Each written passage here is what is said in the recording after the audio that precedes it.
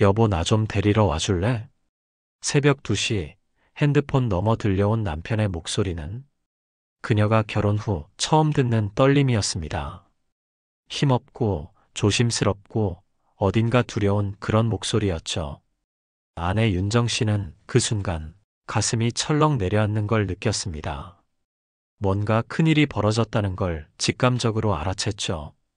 급히 코트를 걸치고 맨발에 신발만 대충 꿰어 신은 채 그녀는 차를 몰고 병원으로 달렸습니다. 그리고 그날 처음 봤습니다. 의자에 앉아 축 늘어진 채 아무 말도 하지 못한 남편의 얼굴을. 평생 누구보다 성실했던 남자였습니다. 괜찮다.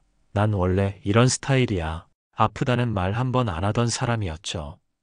정기검진도 번번이 미뤘고 술은 끊지 못했고 몸이 좀 이상해도 늘 이렇게 말했죠. 그 정도 가지고 뭘? 그랬던 남편이 그날 뇌졸중 진단을 받았습니다. 그리고 그날 이후 그는 다시는 운전을 하지 못했습니다. 마당에 세워둔 차는 먼지가 쌓여갔고 아내 윤정 씨는 처음으로 깨달았습니다. 아, 그 고집, 그 습관 하나가 이 사람을 무너뜨렸구나. 그렇게 두 사람의 인생이 통째로 흔들렸습니다. 혹시 지금 이 영상을 보고 계신 당신, 지금 이 순간에도 나는 괜찮다, 나중에 하지 뭐, 원래 난 이래. 이런 말로 무언가를 미루고 있지는 않으신가요? 남편 정우 씨는 퇴직 후에도 늘 바빴습니다. 아침 일찍 일어나 운동도 하고 경제 뉴스도 챙기고 가끔은 친구도 만났죠. 겉으로 보기엔 누구보다 열심히 살았지만 정작 그의 몸과 마음은 오랫동안 방치되어 있었습니다. 가족에게 말 못한 걱정들, 표현하지 못한 감정들, 다 괜찮다고, 다 나중에 하자고. 그러다 결국 가장 중요한 순간에 무너지고 말았던 겁니다. 사실 이런 이야기 낯설지 않으실 거예요. 우리 모두 어딘가엔 말없이 참는 무언가를 안고 살아가고 있잖아요. 가족 걱정에 말 못하고 습관처럼 쌓인 무심함에 이제는 어떻게 바꿔야 할지도 모르는 채로요. 그래서 오늘 이 영상을 준비했습니다. 중년 이후 반드시 버려야 할 나쁜 습관 5가지. 이건 단순한 조언이나 정보 영상이 아닙니다. 실제로 있었던 한 남자의 후회, 그와 함께 살아온 가족의 슬픔, 그리고 그들이 다시 회복하기까지 아주 솔직한 이야기입니다. 혹시 지금 마음이 조금이라도 찡하셨다면 좋아요 한번 눌러주세요. 그 좋아요 하나가 누군가에게는 큰 위로가 될 수 있습니다. 그리고 이 채널을 구독해 주시면 앞으로도 당신과 비슷한 인생의 고민들, 삶을 돌이켜보게 하는 이야기들을 차곡차곡 함께 나눌 수 있습니다. 사실 이 이야기는 남의 일이 아닙니다. 지금 이 영상을 보고 계신 당신의 이야기일 수도 있으니까요. 이제 우리는 다른 사람을 위해서가 아니라 나 자신을 위한 삶을 시작해야 할 때입니다. 그래서 오늘 이야기 끝까지 꼭 들어보셨으면 좋겠습니다. 지금부터 그 후회의 본질이 무엇이었는지, 그리고 어떻게 달라졌는지를 함께 들여다봅니다. 첫 번째, 다음에 하지 뭐. 미루는 습관. 정우 씨는 늘 그랬습니다. 다음에 하지 뭐. 늘 그랬고 특별할 것도 없었습니다. 병원도, 운동도, 건강검진도 모든 건 늘 다음이었습니다. 그의 하루는 바빴습니다. 퇴직하고 나서도 동네 사람들과 텃밭을 가꾸고 아침엔 조간신문을 오려붙이며 세상 돌아가는 얘기를 정리했습니다. 집안일도 곧잘 돕고 친구들 모임에도 간간히 얼굴을 비췄죠. 아버지는 퇴직 후에도 참 열심히 사셨어요. 딸은 그렇게 말합니다. 근데 자기 몸에 대해서만은 항상 뒷전이었어요. 정우 씨는 젊을 적부터 그런 사람이었습니다. 가족이 먼저였고 본인은 늘 괜찮은 사람이었습니다. 조금 아파도 참고 어지러워도 물 한 잔 마시면 나아지겠지 하고 넘겼습니다. 하루는 아내가 조심스럽게 물었습니다. 여보, 요즘 좀 숨이 찬 것 같아. 밤에도 자주 깨고 아침엔 기운도 없고 건강검진 한번 받아보자. 그는 고개를 절레절레 저었습니다. 아휴, 나 운동도 하는데 뭘. 사람 나이 들면 다 그렇지. 괜찮아. 다음 주에 시간 나면 한번 잡아볼게. 그 말은 습관처럼 입에 붙어 있었습니다. 다음에 할게. 다음 주에 하지 뭐. 그렇게 미룬 시간이 6개월이 지나 있었고 그 사이 몸은 조용히 무너지고 있었습니다. 그리고 그날 새벽 정우 씨는 욕실에서 쓰러졌습니다. 떨리는 손으로 문을 두드리며 여보 나 좀 도와줘. 겨우겨우 불러낸 한마디였습니다. 그를 본 아내는 그 순간 심장이 멈추는 줄 알았다고 말합니다. 입이 돌아갔고 한쪽 팔과 다리가 말을 듣지 않았습니다. 119를 부르고 허둥지둥 병원에 달려갔습니다. 뇌졸중. 의사는 말했습니다. 조금만 더 늦었으면 후유증이 더 심각할 뻔했습니다. 정우 씨는 병실 창가에 앉아 한참을 말없이 바깥을 바라보았습니다. 그 순간 떠오른 건 대단한 일도 멋진 추억도 아닌 그동안 미뤘던 사소한 일들이었습니다. 몇 달 전 아내가 건넨 건강검진 안내서, 딸이 사준 헬스클럽 등록증, 친구가 보내준 한의원 추천 메시지. 그 모든 걸 다음에 하며 넘겼던 그 자신이 가장 미웠다고 말했습니다. 몸은 내 말 잘 들었어요. 아프다는 신호, 숨차다는 경고. 근데 내가 그 말을 안 들었더라고요. 고대 로마의 철학자 세네카는 이런 말을 남겼습니다. 삶은 짧지 않다. 우리가 낭비하기 때문에 짧아지는 것이다. 정우 씨는 이제 알게 됐습니다. 자신이 시간을 낭비한 게 아니라 가장 중요한 순간을 계속 미뤘다는 걸요.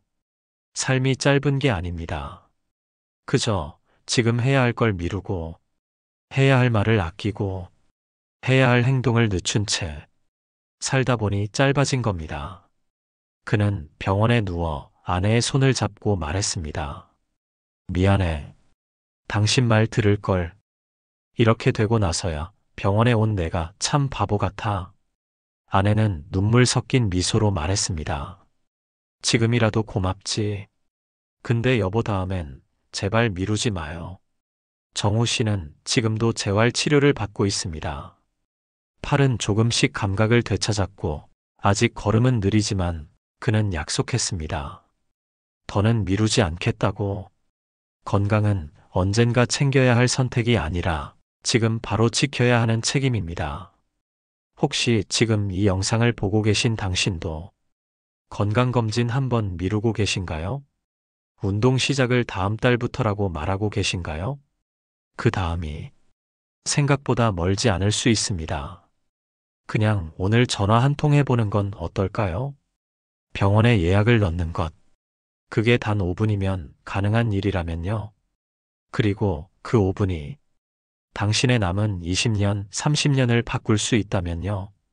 지금 당신이 미루고 있는 건 무엇입니까? 그리고 그게 정말 미뤄도 되는 일입니까? 두 번째, 나는 원래 이런 사람이야. 고집이라는 이름의 자존심. 정우 씨는 말이 적은 사람이었습니다. 아이 생일에도 결혼 기념일에도 꽃 한 송이, 편지 한 줄 없는 아버지.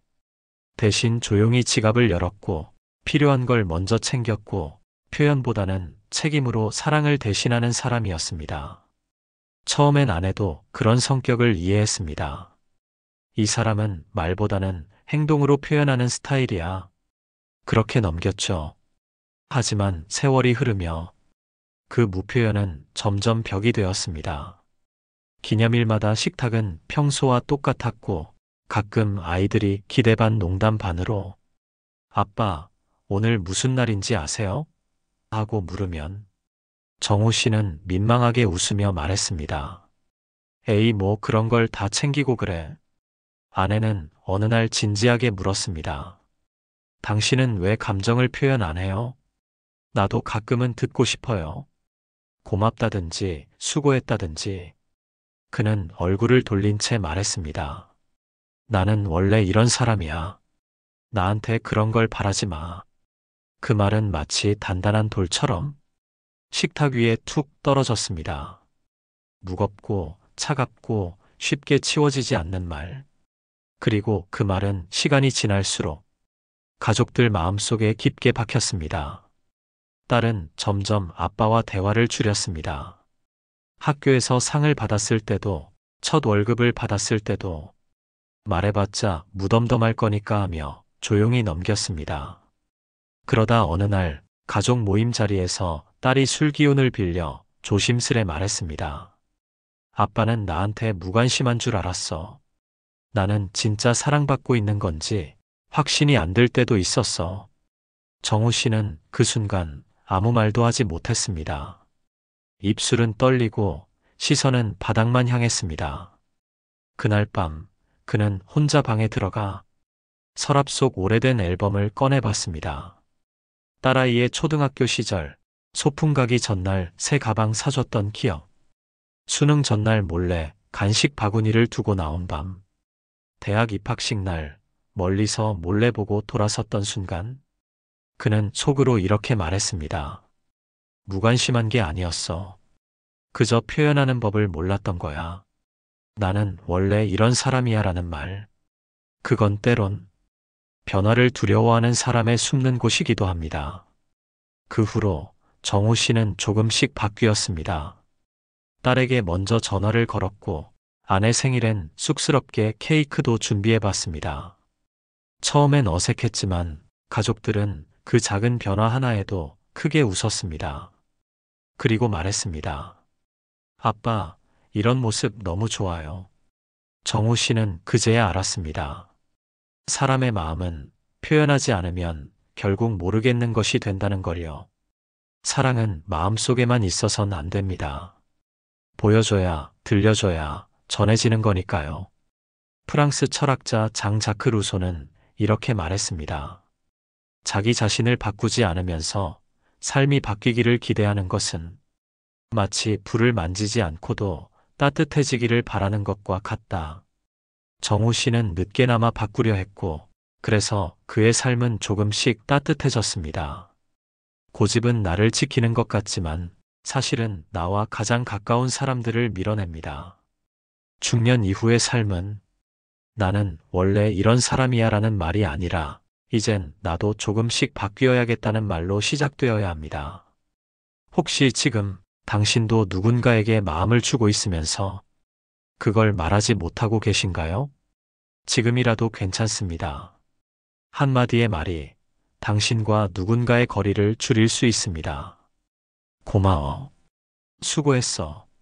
사랑해. 그 말 한마디가 당신 삶의 공기를 바꿔줄 수 있습니다. 세 번째, 감정을 숨기는 습관. 말하지 않아도 알아주겠지. 정우 씨는 늘 그랬습니다. 조용한 사람이었고 감정 표현에는 서툴렀습니다. 좋아해도 말로 하지 않았고 미안해도 눈빛으로만 전했습니다. 가족들은 아빠는 원래 저런 사람이라고 생각했지만 시간이 흐를수록 그 원래는 차가운 거리감이 되어 돌아왔습니다. 결혼 38년 차가 되던 해, 정우 씨는 작은 메모지를 꺼내 한 글자 한 글자 서툰 글씨로 편지를 써내려갔습니다. 그동안 표현 못해서 미안했어. 나는 항상 당신이 최고였어. 내가 많이 사랑하고 당신 덕분에 내가 여기까지 올 수 있었어. 그 편지를 받은 날 아내는 거실에서 조용히 앉아 한참을 말없이 있었습니다. 그러다 천천히 눈물을 흘리며 말했습니다. 이 말을 듣는데 38년이 걸렸네. 정우 씨는 그 순간 깨달았습니다. 말하지 않으면 사랑도 고마움도 마음도 전혀 닿지 않는다는 걸요. 그는 항상 생각했습니다. 내가 이렇게 살아가는 걸 보면 알겠지. 말하지 않아도 가족은 느끼고 있겠지. 하지만 그렇지 않았습니다. 가족은 표현 속에서 사랑을 확인하고 말 속에서 믿음을 얻고 소통 속에서 연결을 느끼는 존재였습니다. 한 번은 딸이 말했습니다. 난 아빠가 내 인생에 관심 없는 줄 알았어. 속으로 뭐든 응원했겠지만 단 한 번도 말해준 적이 없으니까 정말 그런 줄 알았어.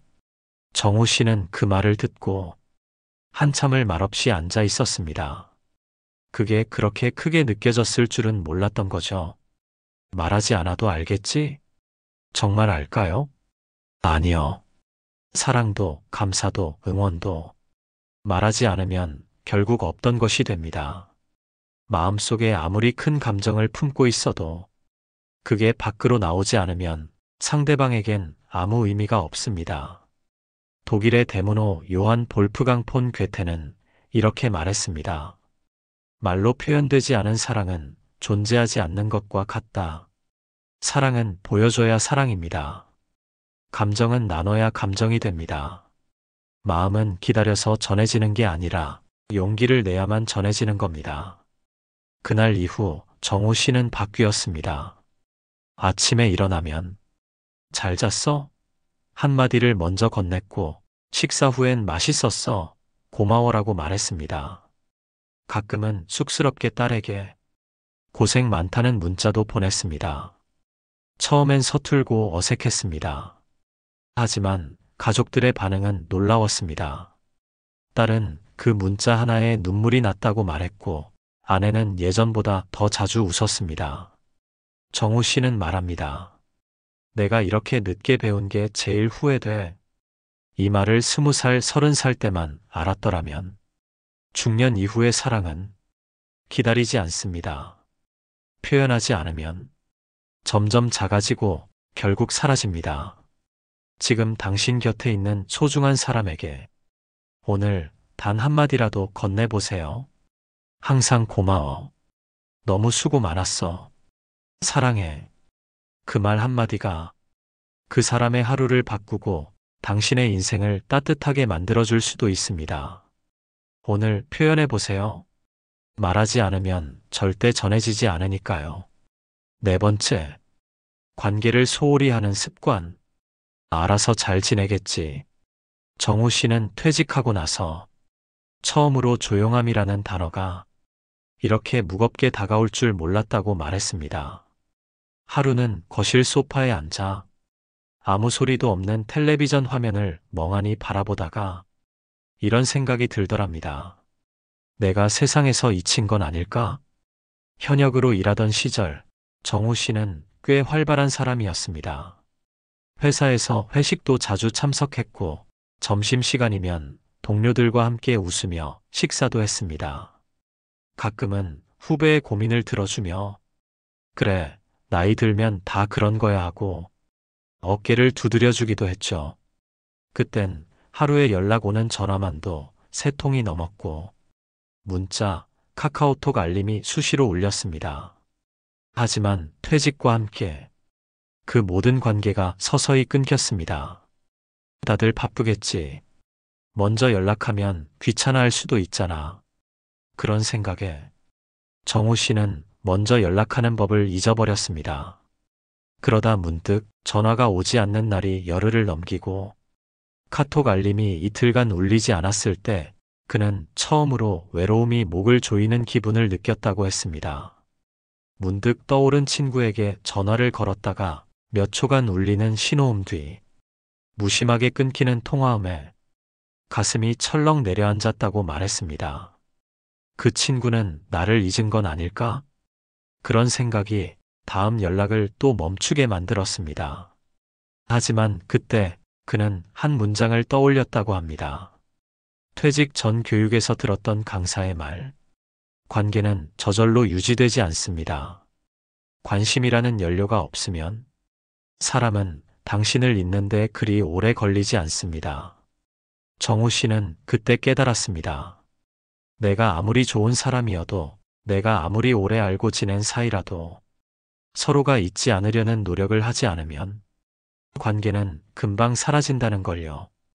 심리학자 알프레드 아들러는 이렇게 말했습니다. 인간의 모든 고민은 결국 관계에서 시작된다. 그 말은 인간의 가장 깊은 외로움도 역시 관계의 단절에서 비롯된다는 뜻이기도 하죠. 그 뒤로 정우 씨는 조금씩 행동을 바꿨습니다. 아침에 일어나면 핸드폰 연락처를 한 명씩 넘기며 오래 연락하지 않은 친구에게 안부 문자를 보냈습니다. 잘 지내지? 문득 생각나서 연락했어. 그 짧은 한 줄에 놀랍게도 많은 친구들이 따뜻하게 답을 줬습니다. 와, 내가 연락해서 너무 반갑다. 우리 언제 밥 한 끼 하자. 나도 사실 내 생각 자주 했었어. 그는 말합니다. 생각보다 사람들이 날 잊은 게 아니었더라고요. 단지 서로가 멈춰 있었던 거죠. 누군가 한 명만 먼저 손을 내밀면 되는 일이었어요. 그리고 덧붙였습니다. 그 한 줄의 안부가 내 하루를 다시 따뜻하게 만들어주더라고요. 혹시 지금 이 글을 읽으며 떠오르는 얼굴이 있나요? 언젠가는 연락하려 했지만 시간이 너무 많이 흘러버려 이제는 어색해져 버린 그런 사람 말입니다. 괜찮습니다. 그 어색함을 뚫고 먼저 안부를 묻는 사람이 진짜 관계를 지켜낼 수 있는 사람입니다. 그 사람도 나를 떠났겠지. 그게 아니라 혹시 아직도 기다리고 있지 않을까? 그렇게 생각해 보면 어떨까요? 지금 그 이름 하나 눌러서 안부 메시지 한 통 진심 담아 보내보세요. 잘 지내지? 문득 생각나서 연락했어. 그 단 한 문장이 당신의 후반 인생을 조금 더 따뜻하게, 덜 외롭게 바꿔줄 수도 있습니다. 5번째, 나 자신을 돌보지 않는 습관. 나는 괜찮아. 정우 씨는 평생을 그렇게 말하며 살아왔습니다. 나는 괜찮아. 가족만 잘 되면 돼. 입에 달고 살던 말이었고, 실제로도 그는 자신보다 가족을 먼저 생각하는 사람이었습니다. 아들이 군대에서 힘들다 하면 밤새 마음 졸이며 편지를 썼고, 아내가 감기라도 걸리면 약국 문 여는 시간을 미리 확인해 두곤 했습니다. 하지만 정작 본인의 몸살엔 이 정도쯤이야 하며 진통제 하나로 버텼습니다. 두통이 와도 식욕이 없어도 늘 그랬습니다. 나는 괜찮아. 그렇게 30년을 살아오다 퇴직을 맞이한 어느 날, 정우 씨는 문득 이런 생각이 들었다고 합니다. 나는 누구였지? 직장이라는 이름표가 사라지고 아이들도 독립하고 나니 남은 건 조용한 하루와 가끔씩 울리는 휴대폰 알림뿐이었습니다. 아침에 눈을 떠도 오늘 뭘 해야 할지 막막하고 점심을 먹으며 TV를 봐도 별 감흥이 없었습니다. 그러다 어느 날 산책길에 우연히 들어간 동네 도서관, 먼지 쌓인 시집 한 권을 집어들고 조용히 앉아 글귀를 읽던 그 순간 가슴 한 구석이 서늘해지며 문득 이런 말이 튀어나왔다고 합니다. 아, 나는 나를 너무 몰랐구나. 정우 씨는 말합니다. 평생 가족 챙기느라 바빴는데 이제 와서 보니 정작 나 자신을 한 번도 챙긴 적이 없더라고요. 그 이후로 그는 일주일에 한 번씩 도서관에 가서 책을 읽고 오후엔 동네 카페에 앉아 혼자 커피를 마시기 시작했습니다. 어떤 날은 뜬금없이 그림을 그리고 어떤 날은 꽃시장에 가서 이름도 모르는 화분을 사왔습니다. 그는 처음으로 나를 위한 시간이라는 걸 누려본 겁니다. 그 순간 깨달았습니다. 아, 나도 내가 돌봐야 할 소중한 사람이었구나. 그동안 괜찮다고 넘겼던 습관이 사실은 자기 자신을 서서히 잊어가게 만든 조용한 독이었단 걸요. 그리스 철학자 소크라테스는 이렇게 말했습니다. 너 자신을 알라. 이 말은 단순히 철학적인 주문이 아니라 중년 이후를 살아가는 우리 모두가 다시 붙잡아야 할 삶의 방향이기도 합니다. 자신을 모른 채 살아가는 삶은 남을 위해 헌신했다는 착각 속에서 자신을 점점 지워가는 길일지도 모릅니다. 가족도 친구도 중요하지만 이제는 스스로에게 이렇게 물어봐야 할 시간입니다. 나는 어떤 사람이었지? 무엇을 할 때 웃고 무엇을 할 때 설레었지? 그 질문에 솔직하게 답하기 시작하면 당신의 하루는 분명 달라질 겁니다. 더 단단해지고, 더 의미 있어지고, 더 따뜻해질 겁니다. 혹시 요즘 내 하루가 너무 허전하고 의미 없다고 느껴지시나요? 그렇다면 당신 자신을 돌보지 않은 시간들이 너무 길었던 건 아닐까요? 지금부터라도 당신 자신을 위한 하루를 만들어 보세요.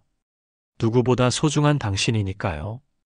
당신도 돌봄이 필요한 사람이라는 걸 이제는 잊지 마세요. 정우 씨의 이야기를 처음 들었을 때 사람들은 이렇게 말했습니다. 내 아버지 같다. 우리 남편이랑 너무 똑같아요. 어쩌면 내 이야기인지도 모르겠어요. 사실 우리 모두에게는 정우 씨 같은 모습이 하나쯤은 있지 않나요? 괜찮다고 스스로를 눌러왔던 마음, 다음에 하면 된다고 미뤄왔던 약속, 말하지 않아도 전해지겠지 하고 삼킨 감정들. 그 모든 것들이 돌아보면 결국 내가 나를 잃어가던 시간이었다는 걸 우리는 아주 천천히 그리고 아프게 깨닫게 됩니다. 평생을 누군가를 위해 살아왔던 분들, 자식에게, 배우자에게, 사회와 직장에 책임과 헌신으로 시간을 채워오신 분들. 그런데 정작 나라는 사람은 그 어디에도 없었다는 걸 중년이 되고 나서야 알아차리게 되죠. 퇴직을 하고 아이들이 독립하고 하루하루가 조용해지기 시작하면 그때부터 진짜 나와 마주하게 됩니다. 그런데 그 순간이 막막하고 낯설고 두려운 건 너무도 오랫동안 나 자신과 대화를 하지 않았기 때문입니다. 이제는 바꿔야 합니다. 누군가의 엄마, 아빠, 배우자가 아닌 한 사람으로서의 나를 다시 회복하는 시간, 그 시간이 지금부터 시작될 수 있어야 합니다. 정호 씨처럼 작은 편지를 써보는 것도 좋고, 오래 연락 못한 친구에게 안부를 묻는 것도 좋습니다. 혼자 조용한 도서관에 가서 책 한 권을 천천히 읽는 그 순간, 그 안에서 내가 좋아하는 나를 다시 발견할지도 모릅니다. 삶은 우리가 생각하는 것보다 짧고 빠르게 흘러갑니다. 그 안에서 나를 계속 밀어두는 삶은 결국 아무도 기억하지 못하는 삶이 될지도 모릅니다. 이 영상을 끝까지 보신 당신은 이미 그 첫걸음을 준비하고 계신 분입니다. 혹시 이 이야기에서 당신의 모습이 보였다면, 혹시 지금 마음속에 울컥하는 무언가가 느껴지셨다면 지금 좋아요 버튼 한번 눌러주세요. 그건 단순한 클릭이 아니라 이제는 나를 놓치지 않겠다는 다짐의 시작일지도 모릅니다. 그리고 구독을 눌러주시면 이제부터는 우리가 함께 가겠습니다. 외롭지 않게 혼자 아닌 삶을 살아갈 수 있도록 같이 이야기 나누고 같이 위로받고 같이 웃을 수 있도록요. 이 채널은 단순히 정보를 주는 곳이 아닙니다. 당신의 삶을 조금 더 당신답게 살아갈 수 있도록 곁에서 함께하는 따뜻한 공간입니다. 마지막으로 이 질문 하나 그저 흘려듣지 말고 오늘 하루 천천히 곱씹어 보셨으면 합니다. 시청해 주셔서 감사합니다.